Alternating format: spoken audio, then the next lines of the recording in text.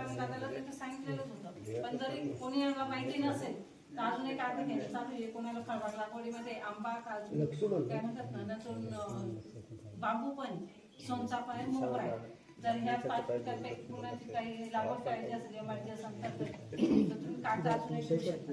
कागद काय आपण नेहमीप्रमाणे पण आम्ही काय झालेलं आहे, सगळ्यांना कंपल्सरी आपल्याला फार्मर आयडी हा कंपल्सरी केलेला आहे.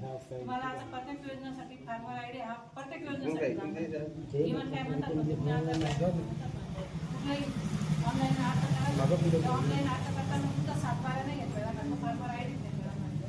तर फार्मर आयडी म्हणजे तुम्ही शेतकरी असल्यावर जसं आपण प्रत्येक ठिकाणी आधार कार्ड देतो ना, तसं तुम्ही कुठेही गेले तर तुम्हाला काय द्यावं लागेल, आपल्याला फार्मर आयडी द्यावं लागेल. तर तुम्हाला काय म्हणतात लागवड घ्यायची असल्या वर्षी चालू वर्षी तर तुम्ही फार्मर आयडी काढून घ्या आणि कागद वाटलं तर दादाकडे दिले तरी चालतील. दुसरी गोष्ट मी सांगते की जास्तीत जास्त शक्यतो आंबा घ्या, कारण की पहिले कसं होतं आपल्याकडे काजूच्या मोठ्या प्रमाणात गाड्या यायच्या. गाड्या म्हणजे त्या चांगल्या काजूचं लोक आपल्याला खालून येत होते तर कोकणात रत्नागिरीवर ते आपण गॅरंटेड लोक देत होतो. पण आता कसं आहे काजूची रोपं पण आपल्याला विकतच घ्यायला पाहिजे.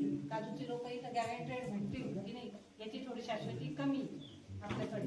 त्यामुळे मग माझं तरी म्हणणं आहे की शक्यतो ज्यांनी पण कागदपत्र दिले त्यांनी आंबा लागवड करावी असं, म्हणजे जेणेकरून कसं आहे तुम्हाला आणायला पण सोपं होईल सगळ्यांना एकत्रित जाऊन नर्सरीवर आणि थोडासा भाव पण ठरवता येईल. जास्त प्रमाणात जर तुम्ही एकखट्टी उचलला तर तुम्हाला भाव पण करता येईल, हो की नाही. तर एकटं गेलं तर तो आहे त्याच भाव होते ना, पण जास्त प्रमाणात आता गावातले 10-15 जण गेले तर तुम्ही कमी रेटमध्ये घेऊ शकतात ना जास्त.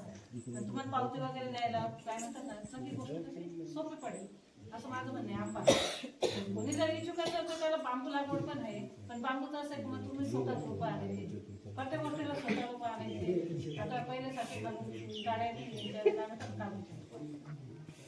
रोपं तुम्हाला आणायचे, त्याची पावती आम्हाला आणून द्यायची.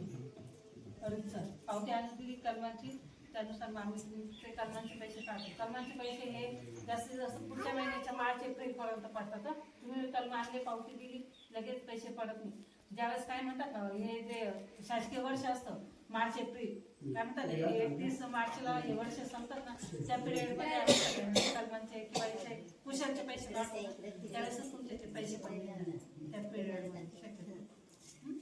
नंतर काय म्हणतात ना फळबाग लागवड योजना झाली, गोपीनाथ मुंडे अपघात विमा योजना म्हणून आपल्याकडे आहे कृषी विभागाकडनं. त्याचा असं आहे तर कोणाचा जर शेतकऱ्याचा आता कसं पावसाळ्यामध्ये साफ चावणं म्हणा, कोणी पाण्यात काय म्हणतात कोणाला शॉकच बसला, कोणाचं झाड पडलं असं काही अपघाती मृत्यू झाला तर त्याच्यासाठी आपल्याकडनं कृषी विभागाकडनं